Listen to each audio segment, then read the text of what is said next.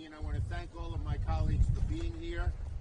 And we're here today to show that we think one of the best ways to let the American people know how horrible Donald Trump's first 30 days have been is to bring those who have been affected, the victims of his malevolence, of his desire to give tax breaks to the billionaires and make Americans pay for it. And these Americans who we're bringing with us tonight are just a few of the millions of Americans who are going to pay for the horrible proposals that Donald Trump has put forward. He will address the nation before a joint session, and by now the American people know what to expect from the president. A deluge of mistruths and falsehoods. They expect Donald Trump to take credit for things he didn't do and blame others when it suits him. Yeah, that'll be good. My dear little Emma. But what Donald Trump won't do, is incapable of doing, is being straight with the American people about the mess he's already created in his short time in office. I don't think we've ever seen a president do as much damage to a country in 30 days as Donald Trump has done. On day one, he promised a golden age. 1 month later, that promise seems like ancient history.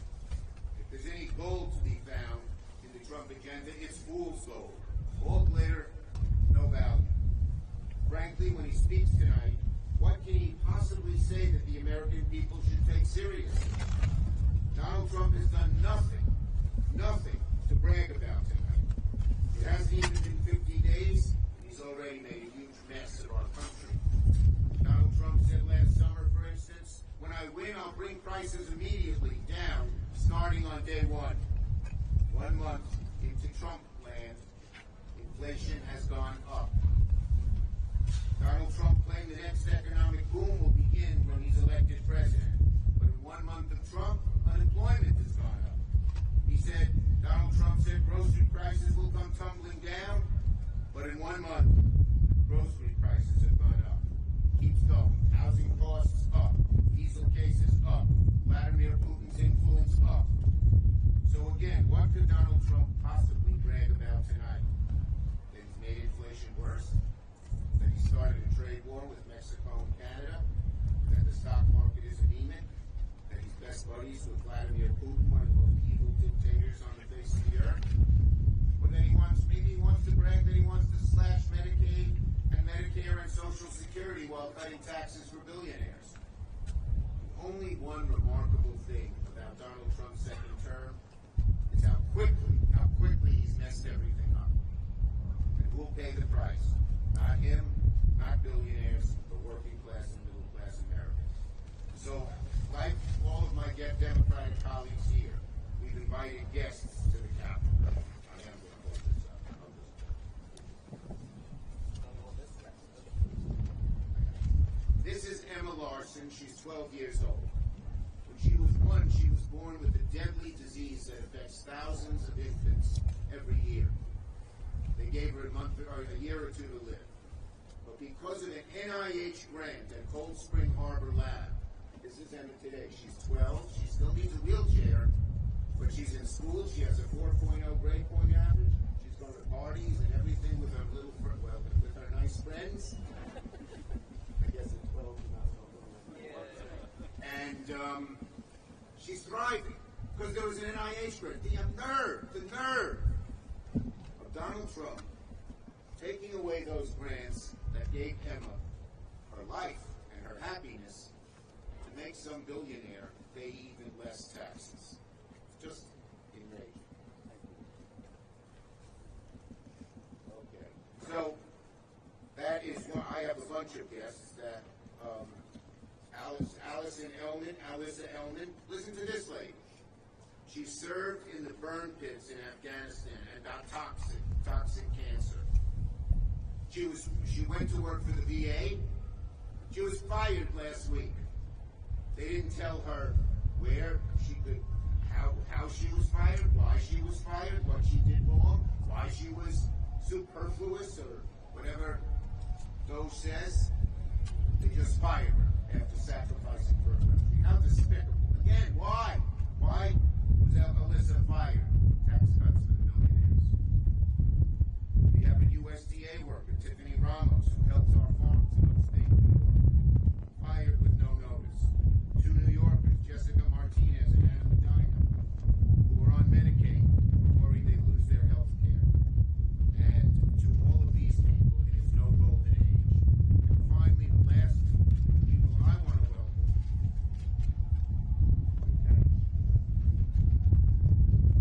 Are Orna Nutra, mother of Omer Nutra, and Ruby Chen, father of Itai Chen. Both were tragically murdered by Hamas on October 7th.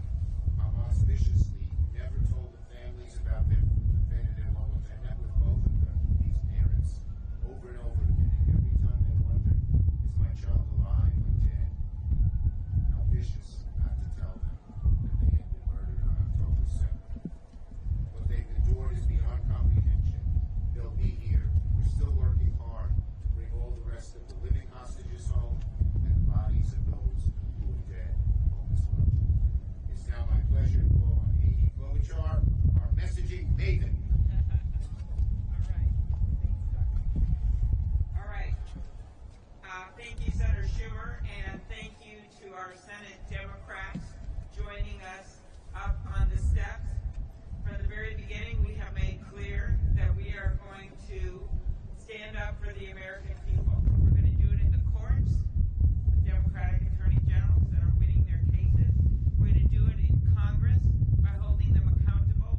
And we are going to do it with our constituents by our side. And you now see them turning out, and including some of the people whose pictures you see up here on the steps every single day. They are going to make the biggest difference. They are the story, not the politicians. They are the story.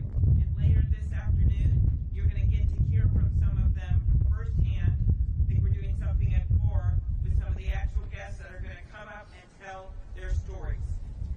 Whether it is farmers hit by tariffs, like my guest, this is Gary, third-generation farmer in Minnesota.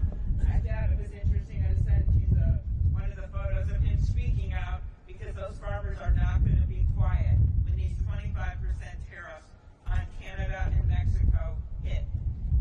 President Trump can say all he wants in tweets. He can say all he wants in social media posts, but this is going to hit hard for our farmers and ranchers across the country. You're going to hear from people like Senator Campbell's guest, who is a cancer researcher that I got to talk to last night, who had clinical trials that are at risk. Or Senator Gallego's guest, who is a veteran who relies on veterans' health care.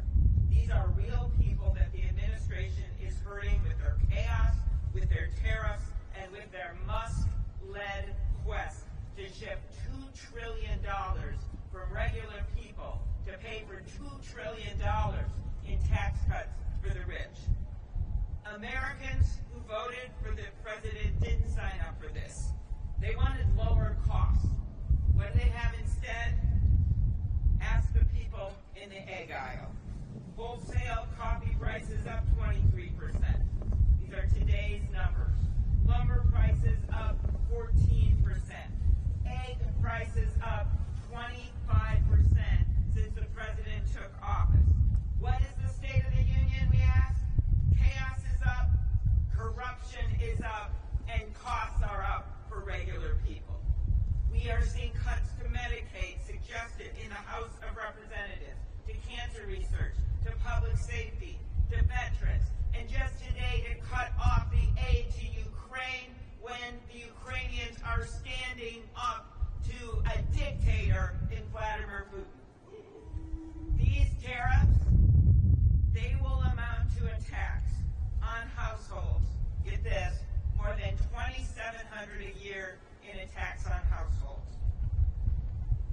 One of my mentors in politics was Paul Wellstone, and he rode into this town in a green bus. No one thought he was going to ever win, and he had ridden that bus all over Minnesota to make the case that he was there for regular people. And one of the things I will use as my guide the rest of my time in politics is this. He once said, politics is about the improvement of people's Trump administration is doing is not improving lives. It's hurting them, and we will stand up for the people of this country. And our guests who are pictured up here that you're going to meet through the day, they are the best ones to tell this story because they are living it. And with now, I'm honored to hand this over to one of our new colleagues, Senator Kim.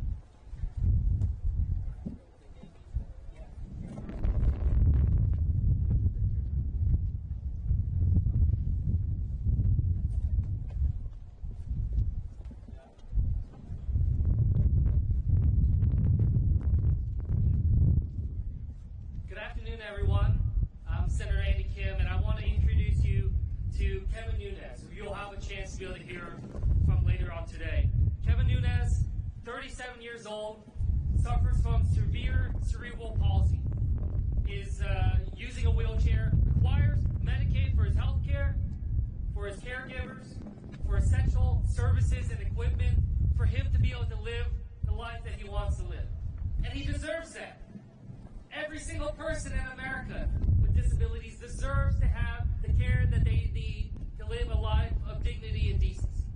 We are the richest, most powerful country in the world. We should not have to toss aside those that suffer from these challenges for no fault of their own.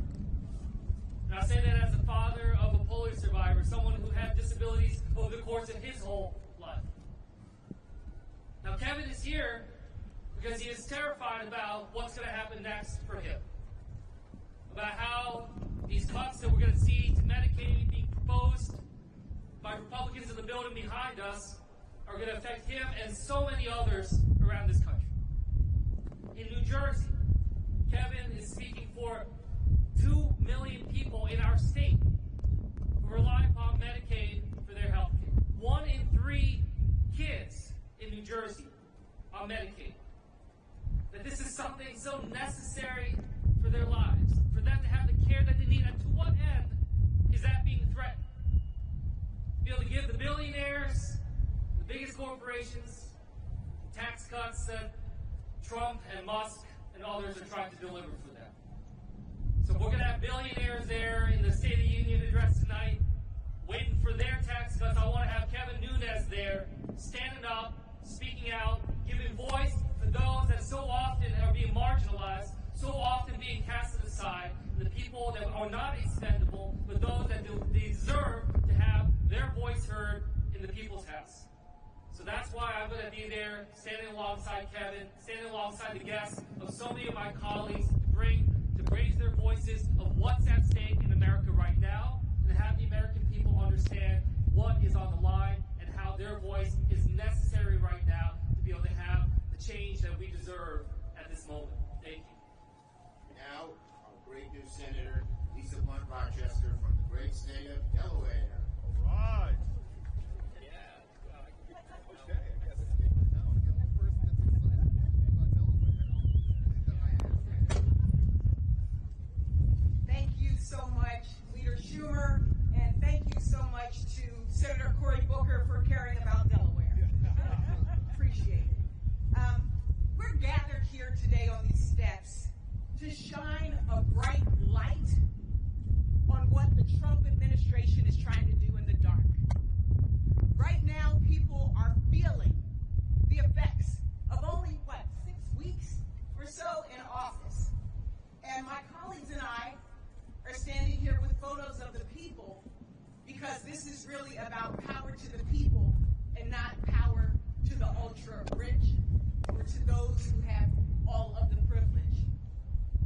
People right now are afraid, they're fearful, they're concerned, and today I get to bring a guest from the state of Delaware, my constituent, Laura Wallace from Middletown, Delaware. She was one of thousands of phone calls into my office as people were concerned about their personal data, as people were concerned about the services that will be provided to their aging parent or to their child. Let me tell you a little bit about Laura. This is Laura. Laura is a wife, she is a mother, and she is an advocate for parents, caregivers, and children across this country. She began her career as a toddler teacher she saw the amazement in the faces of young children learning, she found her calling. And she ultimately got her dream job at the Office of Early Childhood Development. You know, the place where we talk about Head Start, where we focus on childcare, which we learned during the pandemic was something we could not live without. She also focused on the birth zero to 3, and sometimes birth to 5 program.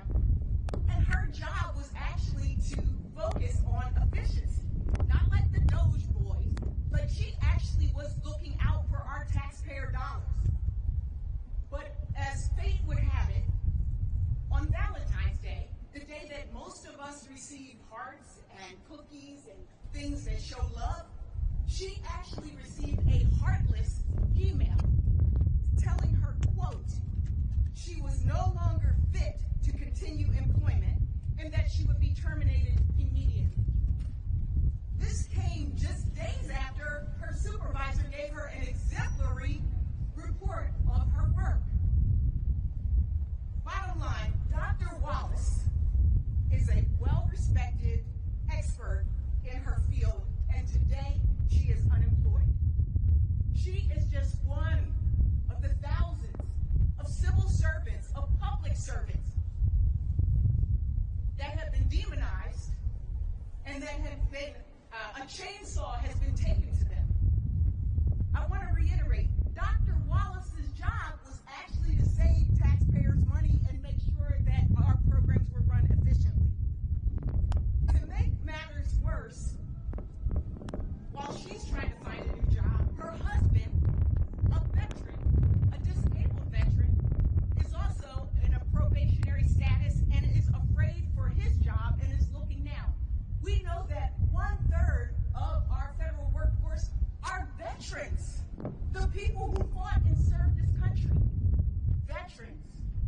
So now you have a mother, a father who are concerned about health insurance, we're concerned about security for them and their children, but for Laura, more importantly, she's concerned about the children and the families that she served. At this moment, there are now employees that are told to go home, and we are at risk. Our health is at risk from measles and avian flu. Our economy is at risk. Our safety is at risk, from flights in the air to our national security when nuclear scientists are told to go home and then asked to come back, but they can't find them. This is not efficiency. This is the Department of Inefficiency, is really what it should be called, because this is not efficient and it is also heartless. So tonight, you will hear from the president, but you can make no mistake that while the Trump administration is focused on having billionaires win and families lose, we as Senate Democrats are fighting for families, fighting for our constituents. And I would end with this. Our Senator Cory Booker said a line that stuck with me, and I hope I quote you right. He said that the power of the people is more important than the people in power. We saved the Affordable Care Act because people stood up, the faces that you see behind us. And so in this moment, while we are here on these steps, we want you to know we're fighting for you. We want you to know that this is about the power of the people and that we will not go back. We will not turn back. We're going to continue to march forward. Stay with us, the power of the people. Amen. All right. All right. Go Delaware. So 2 quick more things. As Lisa was talking, it's not the Department of Efficiency, it's the Department of Cruelty. Because what they've done here is just cruel, as you've heard story after story. And second, one thing all of our citizenry in our states has in common, they're all going to pay a lot more